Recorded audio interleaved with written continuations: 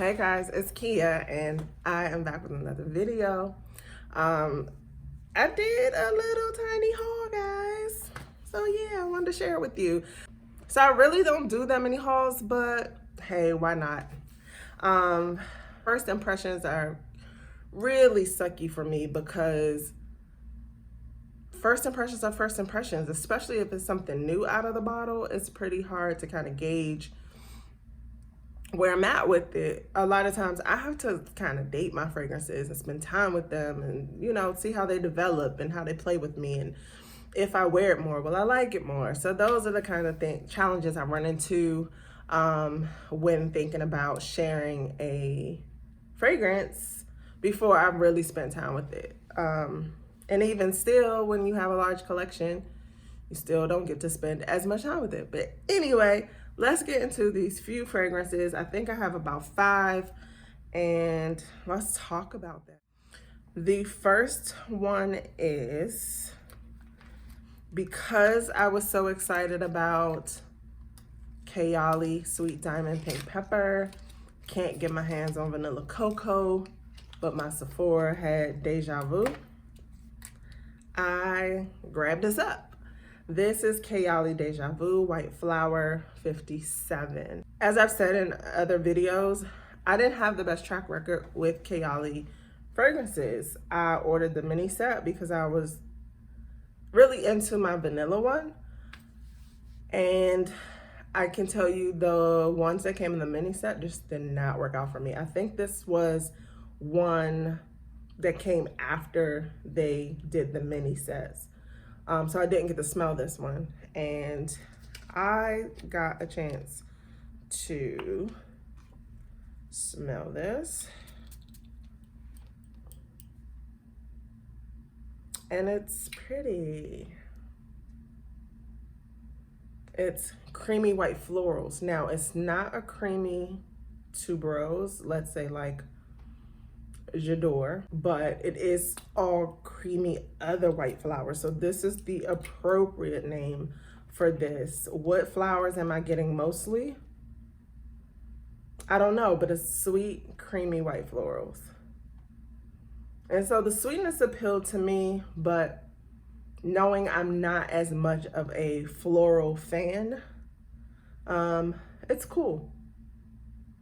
I don't think it's something that I feel compelled to grab for often, especially right now in the heat. But it's nice. It's nice. If you like white flowers, you will love this. I don't think I gave you any notes about it. So in the top, there's nectarine and gardenia, pear and orange blossom.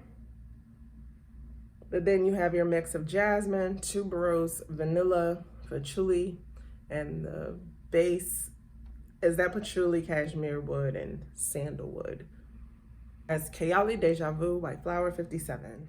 The next fragrance that I got was Clean Reserve's Solar Bloom, and a little travel size. These are my minis, my mini haul. But this one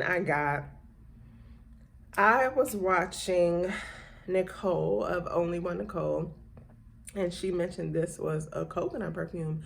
And I was like, I have like 8 samples of this. Let me go find out. And I only say that because I got the samples probably earlier on in the perfume journey where Sephora would just push Solar Bloom on everybody.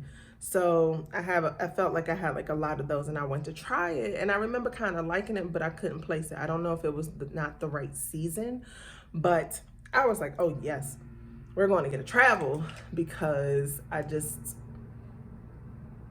I think you only have this option or the $100 plus bottle. So I just started with this one. And so this, you guys, this is coconut. This has some salt in it, orange blossom, freesia, jasmine. It's coconut milk actually. Vetiver, coal, and patchouli. So I actually really like this. This hit with that salt in it and that coconut milk, it really hits around the same lines of like vanilla vibes and perhaps Sunny Side Up and some of the other more solar summertime fragrances. This has a little interesting note of coal. You don't really smell it. Like, I didn't notice it before I read the notes, but now that I've read the notes, it's there, and I think it helps to lend towards to help it be a tad unisex. I think this leans a little bit more feminine, but I like that. I love that they added a bit of coal in it. Creaminess of the coconut milk as well as the salt really gives you that heated skin, sun ripened skin feel, and I'm liking it. It's full bottle worthy.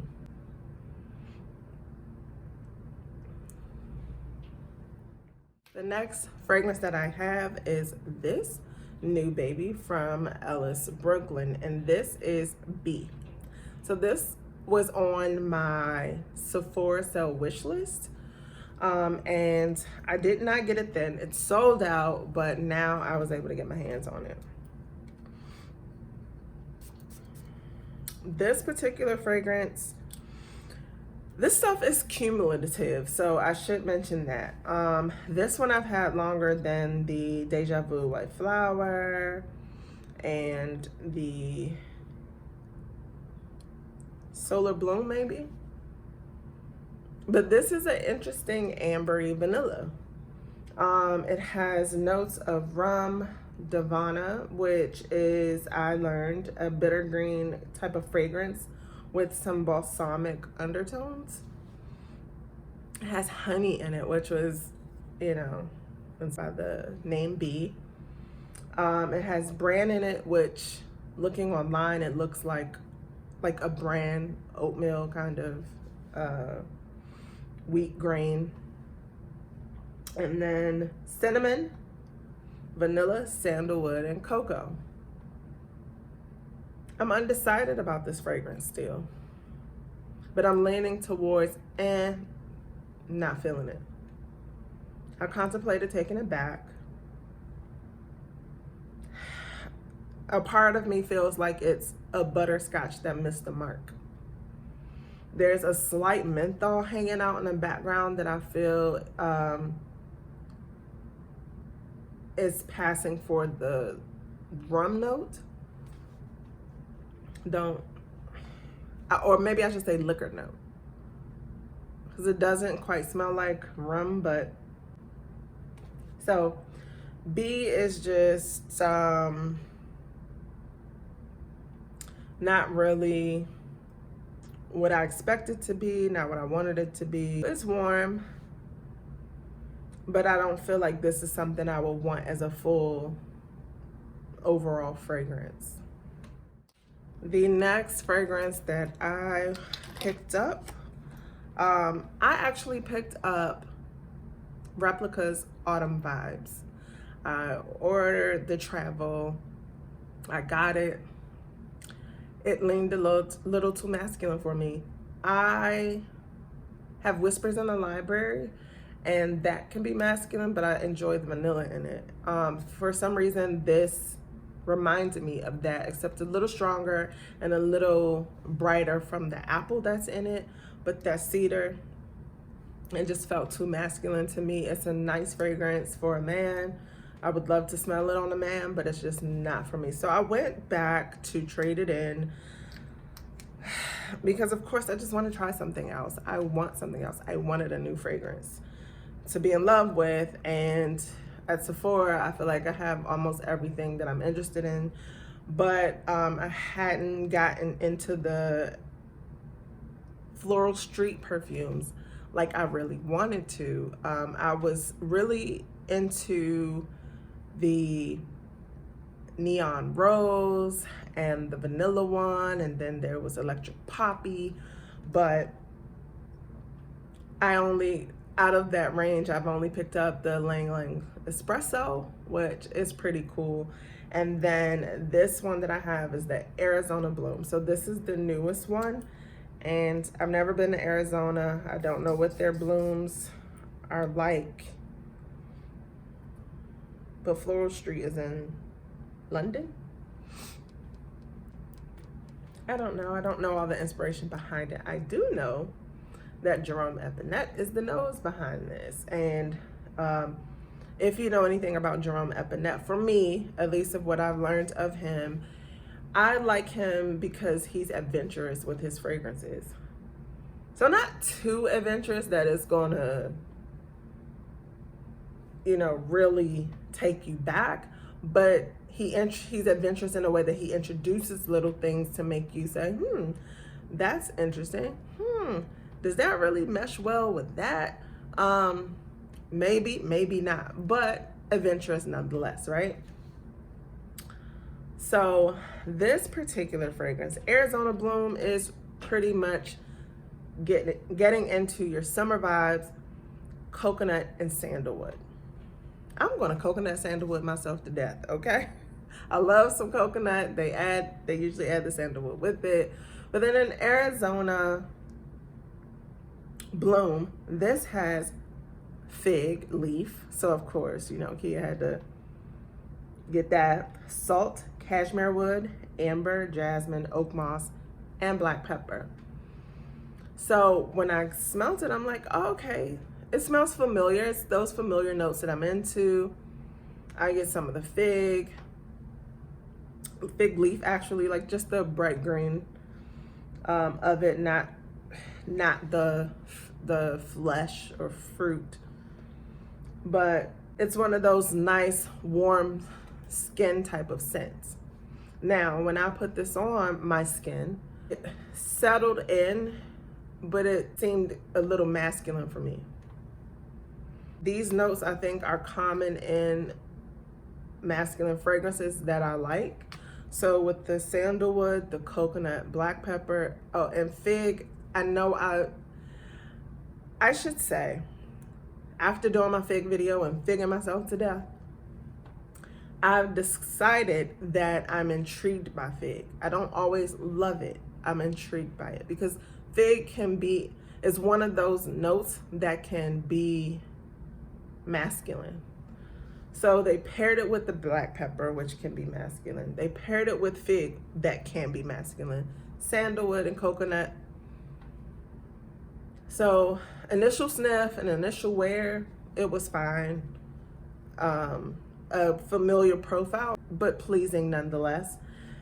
But then it's teeter-tottering around that unisex masculine vibe. So I would say out of all of the offerings on Floral Street, Arizona Bloom is definitely one that a guy can pick up if you're into that profile, fig, sandalwood, and coconut, for sure. So that is my entire haul. No, I want to talk about one more because I don't think I mentioned it yet on my channel. I wanted the Bulgari one, the one that is multicolored. But I also heard that this one was a good one to pick up, and specifically by, if I got her name, the Talking Hands. I know her name. I just can't think of it at the moment, but she said to also pick up this one. This one was popular last summer. And so I've been waiting and kind of wondering, like, should I pick it up? Should I pick it up? Sometimes I'm into mass appealing scents, and sometimes I'm like, I can take it or leave it. However, this particular one is actually a joy to have. I'm so excited about this one. This is a passion fruit scent, and it's very passion fruit forward. It's passion fruit at the top with some orange, and then it is passion flower, gardenia, cacao pod, and vetiver. So the cacao pod, I've learned, lends to a more ambery feel, and not necessarily like chocolate because it's the pod. But I really like this. Now, I got the Lancome Hypnose, which is a very passion forward fragrance, but something about it gives me pause. It's nice. It's overall a very nice fragrance, but something about it gives me pause. I don't know if it's more of something that's going to make me feel a little musky at the dry down, but this one for some reason is perfect. And so much so, I haven't worn it on its own. I continuously pair this with like my other fruity fragrances, whether it's strawberry or watermelon. I'm mixing this in because I just want it all. I'll mix this with the coconut. It's love. So I'm definitely feeling this Bulgari Paraiba. And you should also know that this is Alberto Morilla's perfume. Morillas. I don't know how to say his name, but he did this perfume, and of course it would be pleasing to me because he's the king of mass appealing fragrances. So this is a good one. I'm glad I got it, and I'm hoping it'll tide me over until I can check out the multicolored one. I'll put the name up, and I do think that it is a fig scent, if I remember correctly. Paola Bernstein. That's the one who made me decide to pull the trigger on this. It had been sitting in my eBay cart for, I guess, since last summer at this point, but I got it and I'm loving it. So that's it, guys. I hope you enjoyed that. Tell me if you have any of these, if you have a different perspective on it, or what you think of them. Maybe sometimes people will describe things or bring things to my attention to help me appreciate a fragrance better. So that's why I love talking to you guys about these fragrances. Leave your thoughts down below so that I can chat with you guys, and I will see you in the next video.